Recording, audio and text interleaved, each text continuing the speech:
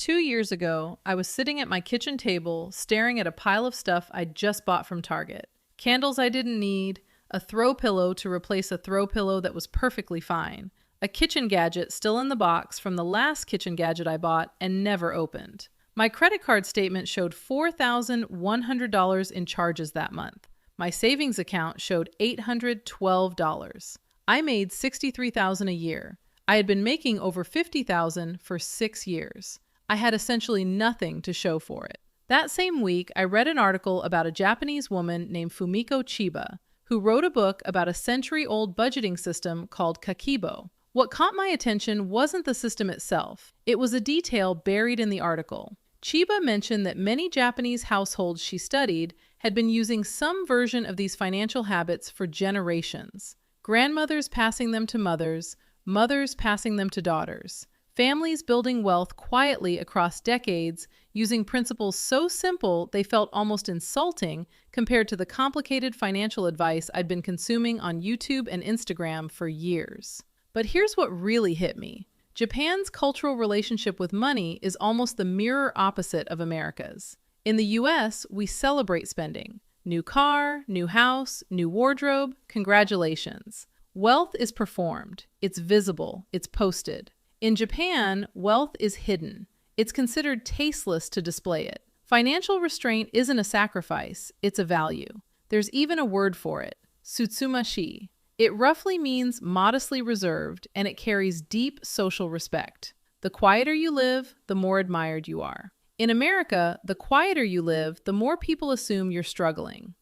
I started applying these Japanese money principles to my own life, one at a time over the following year. I didn't change my income. I didn't start a side hustle. I didn't cancel every subscription or stop eating out entirely. I just changed the philosophy underneath my spending. In 12 months, I went from $812 in savings to over $19,000. Same job, same salary, same apartment, different operating system. This video is about that operating system. 10 Japanese money habits that build quiet, lasting wealth and that most Americans have never heard of. Every single one of these is applicable to your financial life in the US right now in 2026, regardless of what you earn. Some will feel immediately practical. Others will challenge how you think about money at a level that goes much deeper than budgets and spreadsheets. Let's get into it. Kakeibo, the handwritten household ledger. This is the foundation, and it's over 120 years old. Kakeibo was invented in 1904 by Hani Motoko, Japan's first female journalist, at a time when women in Japan had almost no financial autonomy. She designed it as a tool for housewives to take control of family spending using nothing but a notebook and a pen. The idea is brutally simple. At the beginning of each month, you write down 4 things by hand. How much money is coming in, how much you need for fixed expenses, how much you want to save, how much you have left to spend. Then, every single day, you write down what you spent and sort each purchase into one of 4 categories: needs, wants, culture, which includes education, books, and experiences, unexpected expenses. At the end of the month, you review everything and ask yourself 3 questions. How much did I save? What went well? What can I improve next month? That's it. That's the entire system. It sounds almost too simple to work, and that's exactly why it does. Here's what makes Kakeibo different from every budgeting app on your phone.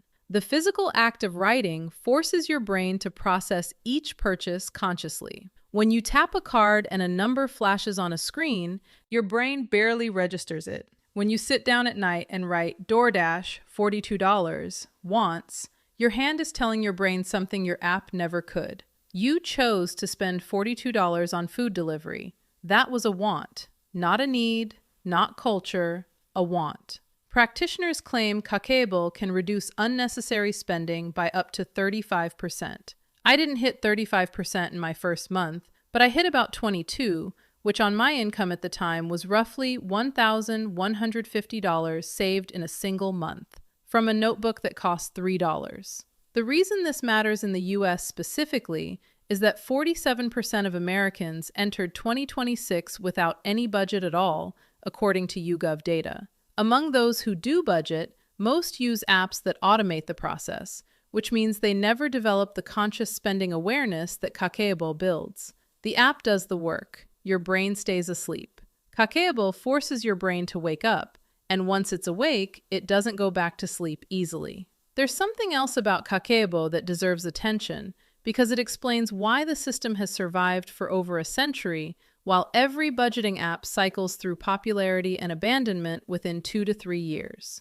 Kakeibo uses 4 spending categories instead of the 15 or 20 that most modern apps use.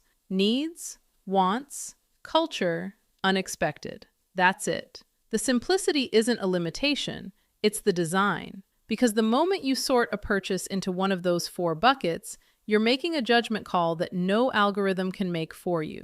Is this restaurant meal a need or a want? Is this online course culture or a want dressed up in self-improvement clothing? Is this Target run a need, or did you walk in for paper towels and walk out with $73 of things that happened to catch your eye? Those questions create what behavioral psychologists call cognitive friction. Friction slows you down. Slowness creates awareness.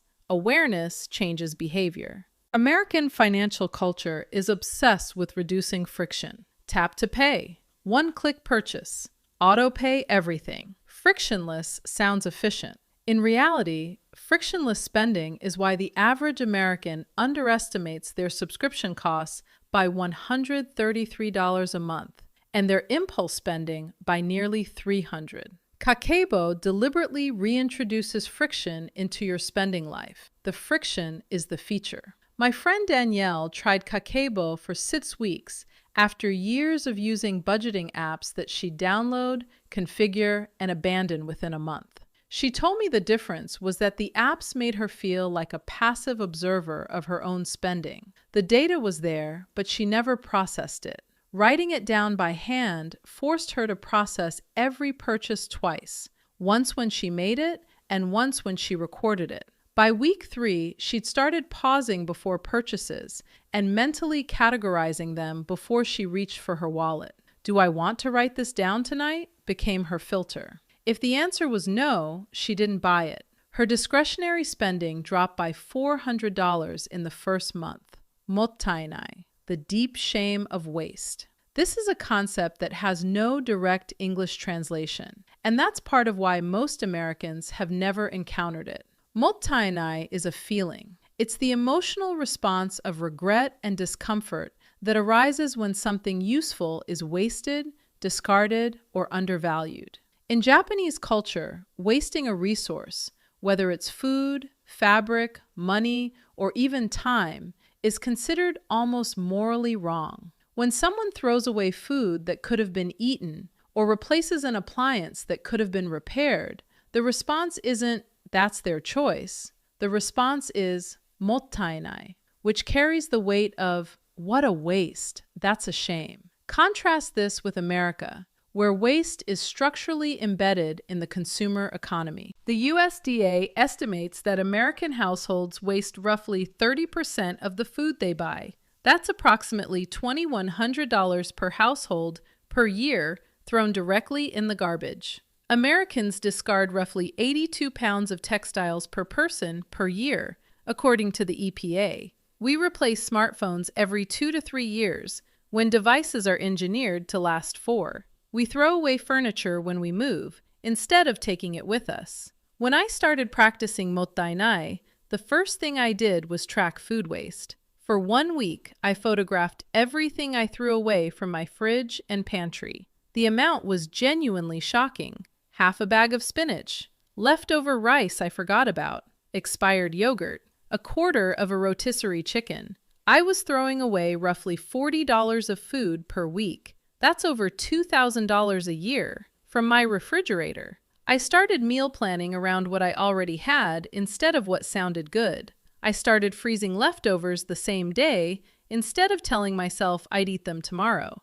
I started buying smaller quantities more often instead of bulk buying things that go bad before I can finish them. Within 3 months, my grocery spending dropped by almost 30%. Not because I was eating less, because I was wasting less. Mottainai extends far beyond food. It changes how you relate to everything you own. You repair instead of replace. You use something completely before buying the next version. You find a second purpose for items before discarding them. In Japan, there's a tradition called kintsugi, where broken pottery is repaired with gold-lacquered adhesive instead of being thrown away. The repair becomes part of the object's beauty. The crack doesn't diminish its value.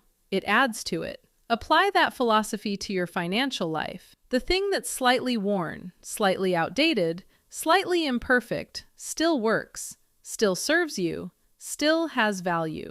Mottainai teaches you to see that value instead of reaching for the replacement. Hara Hachi Bu, eat until you are 80% full. This principle comes from Confucian teaching and is practiced widely in Okinawa, Japan, which has one of the highest concentrations of centenarians in the world. The idea is simple. Stop eating when you feel about 80% satisfied, rather than eating until you're completely full. Most Americans eat until discomfort. We pile plates, we supersize, we order appetizers, entrees, and desserts, and feel compelled to finish everything because we paid for it. The financial implications of Hara Hachi Bu are enormous when you translate it beyond food into a general philosophy of enough. It means you don't fill your life to 100% capacity. You leave room. Room in your stomach, room in your closet, room in your budget, room in your schedule. That remaining 20% isn't deprivation, it's margin. And margin is where wealth lives. In practical terms, applying Hara Hachi Bu to spending means leaving roughly 20% of your income untouched. If you earn $4,200 a month after taxes, you live as though you earn $3,360. That $840 goes to savings and investments automatically. You don't touch it because it doesn't exist in your spending reality. The Bureau of Economic Analysis reported that the U.S. personal savings rate sat at about 4% as of early 2026. 4%. The Japanese cultural default through practices like Hara Hachi Bu targets 20%. That 16-point gap between 4% and 20% is the difference between retiring anxious and retiring comfortable. On a $60,000 salary, it's the difference between saving $2,400 a year and saving $12,000. Over 30 years at 8% returns, that gap becomes the difference between roughly $293,000 and $1.47 million. There's a deeper layer to Hara Hachi Bu that goes beyond the savings rate math. In Okinawa, where the practice originates, it's not taught as a diet hack or financial strategy. It's taught as a form of respect. Respect for the food, because you don't waste it by overconsumption. Respect for your body, because you don't burden it unnecessarily. Respect for the future, because you leave resources available for tomorrow instead of consuming everything today. That word, respect, is what's missing from American financial culture. We don't respect our future selves. We sacrifice tomorrow's wealth for today's comfort with alarming consistency. The average American carries about $6,500 in credit card debt at 22.4% APR. That debt is borrowed comfort. It's the financial equivalent of eating until you're 120% full and wondering why you feel sick. Hara Hachi Bu applied to money isn't just a saving strategy. It's a form of self-respect. It's telling your future self, I left something for you. I didn't consume it all. This is not financial advice, but I want you to consider what your life would look like if you treated 80% as your ceiling instead of your floor. 80% of your income spent, 80% of your closet filled, 80% of your weekends scheduled. That remaining 20% isn't empty space.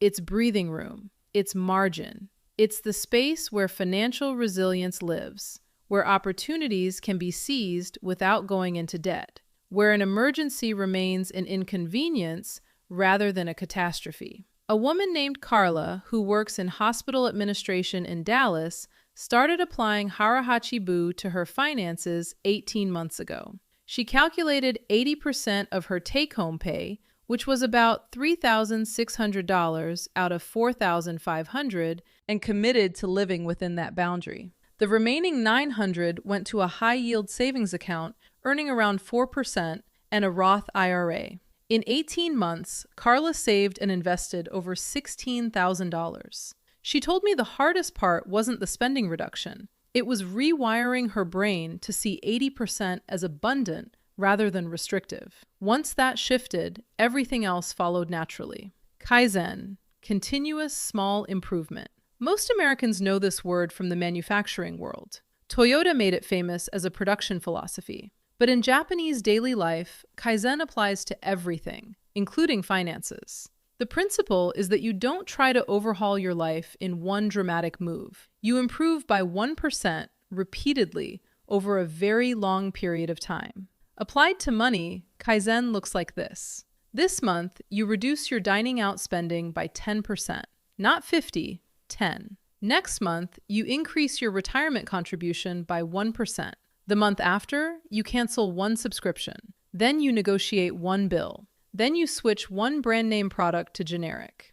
Each change is so small, it feels insignificant. Each change is so easy, it requires almost no willpower. But 12 months of Kaizen produces a completely different financial life than the one you started with, and you barely felt the transition. The reason Kaizen works better than dramatic financial overhauls is neuroscience. Your brain's amygdala, the fear center, activates when you attempt large changes. It perceives big shifts as threats. That's why most people who radically slash their budget in January abandon it by March. The change was too large, the amygdala resisted, and willpower eventually lost the war. Kaizen flies under the amygdala's radar. 1% improvements don't trigger resistance. They accumulate unnoticed until one day you look up and realize your savings rate went from 4% to 18% over the course of a year, and you genuinely cannot pinpoint the moment it happened. Ikigai,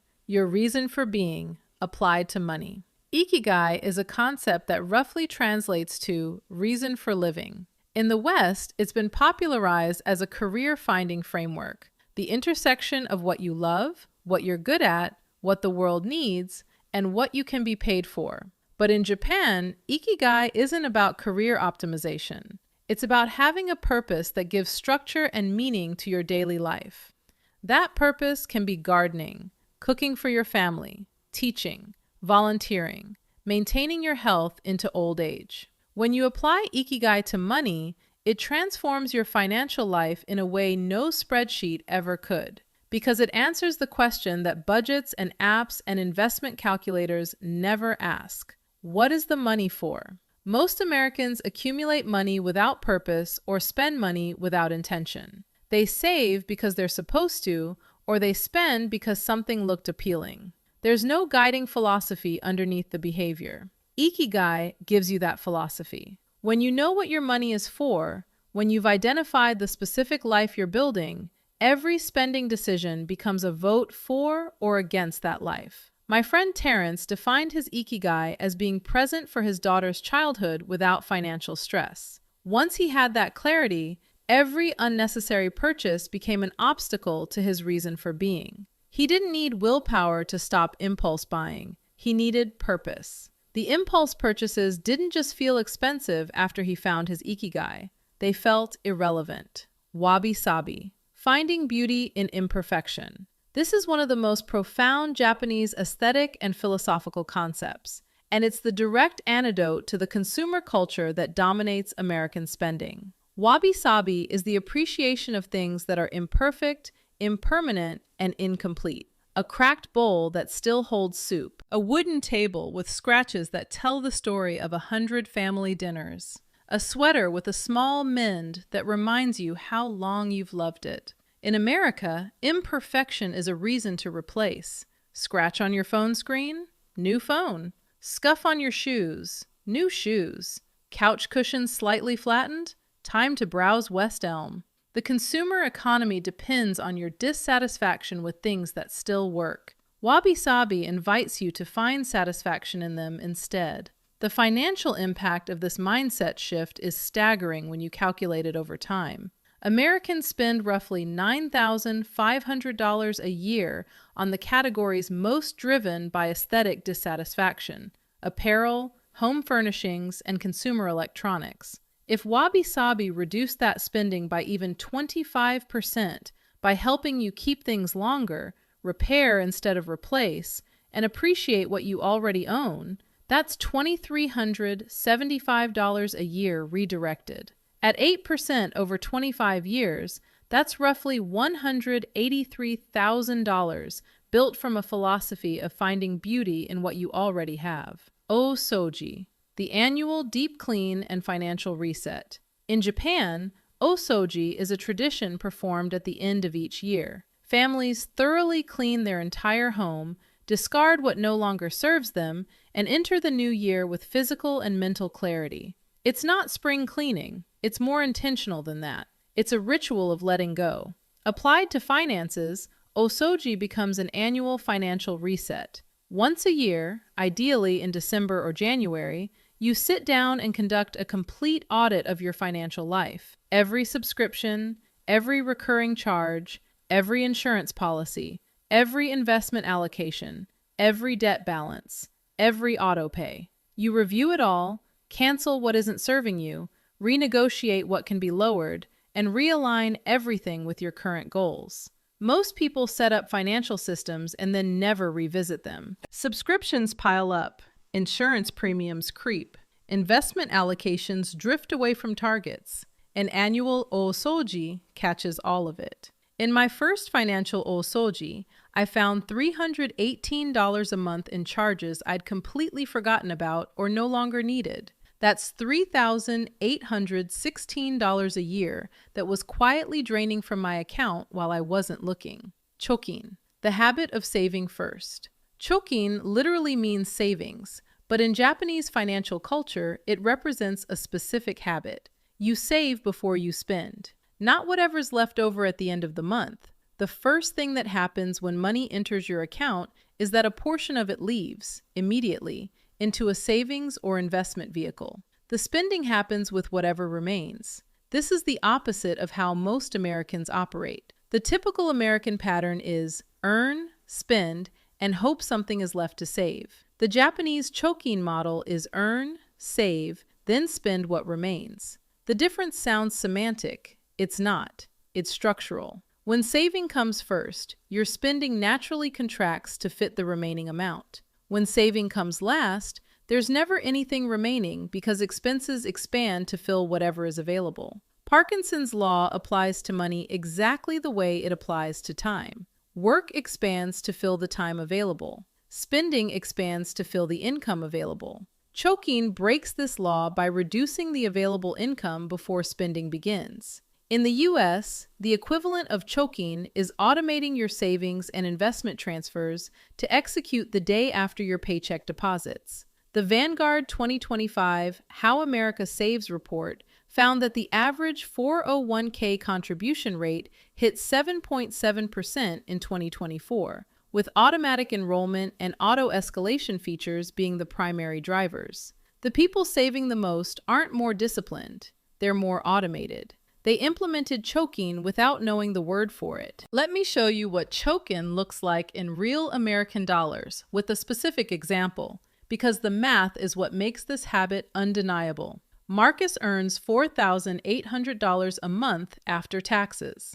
Under the typical American model, he spends throughout the month and saves whatever is left. In practice, nothing is ever left. His spending expands to fill his income, like gas filling a room. His savings rate hovers around 3%, roughly $144 a month, and that's only because his 401k takes a small percentage before he sees his paycheck. Now imagine Marcus implements Chokin.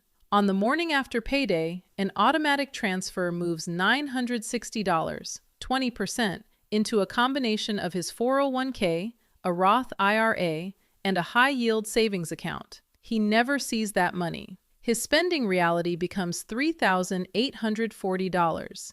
He adjusts within about 2 months because the human brain is remarkably adaptable when the option to spend doesn't exist. After a year, Marcus has saved and invested $11,520. His previous approach would have produced roughly $1,728. Over 20 years at 8% average returns, Marcus's Chokin habit produces approximately $570,000. His old habit produces roughly $100,000. Same salary, same city, same life. The only variable is the order of operations. Save, then spend, versus spend, then hope. Japanese households have practiced this ordering for generations. Credit card debt is nearly non-existent in Japan, partly because of this habit. The vast majority of Japanese credit cards are set to auto-pay the full balance every month by default. Carrying a revolving balance is culturally unusual. In the US, nearly half of credit card holders carry a balance month to month, and total credit card debt crossed $1.28 trillion at the end of 2025, according to the New York Federal Reserve. The structural difference isn't income. Japan's median household income is lower than America's. The difference is sequence. Save first, spend second.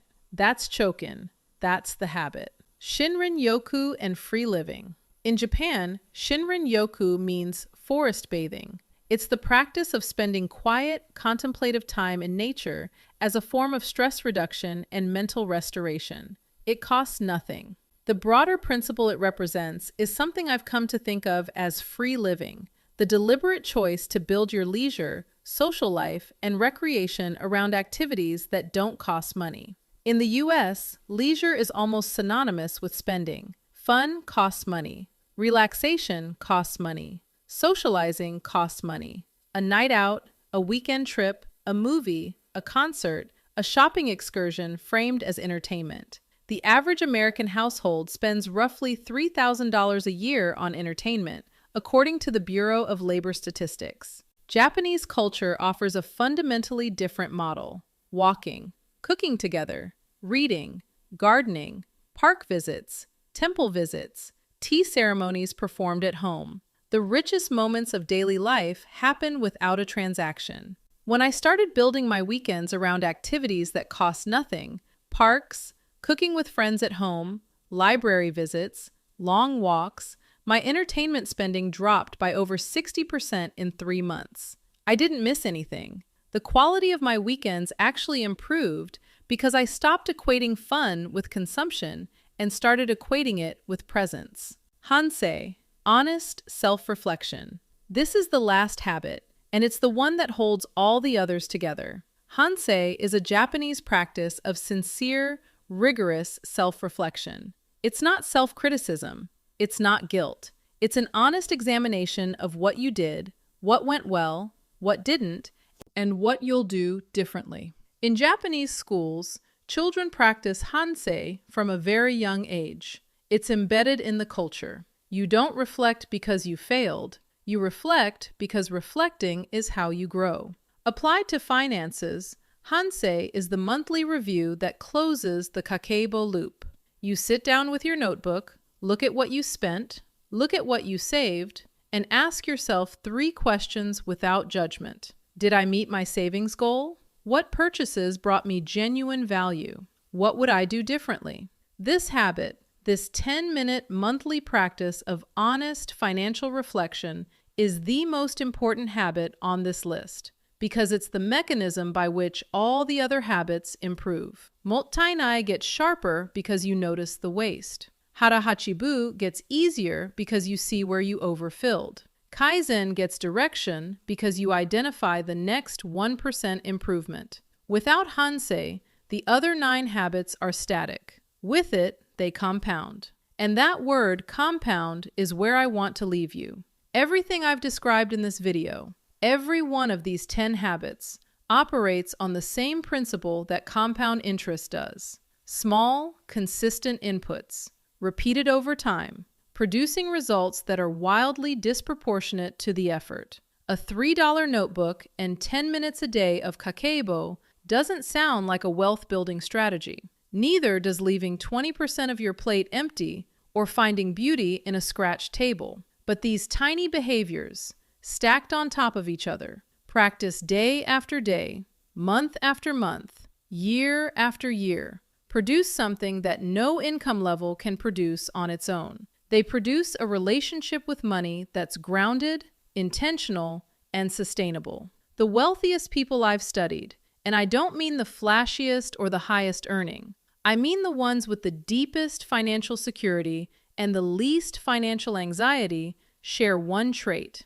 They understand how money works at a fundamental level. They understand compound interest. They understand the difference between an asset and a liability. They understand that $1 saved is worth more than $1 earned because it arrives without tax, without effort, and without burnout. That understanding has a name: financial literacy. It's the soil that every one of these Japanese habits grows in. Without it, Kakeibo is just a notebook. Mottainai is just a word. Chokin is just a concept you heard about in a YouTube video and forgot by next week. With financial literacy, these habits become a system, a quiet, boring, profoundly effective system that builds wealth the same way a Japanese garden grows. Slowly, intentionally, with every element placed for a reason. Nothing wasted, nothing rushed, nothing performed for an audience. The woman I was 2 years ago, sitting at her kitchen table, surrounded by things she didn't need,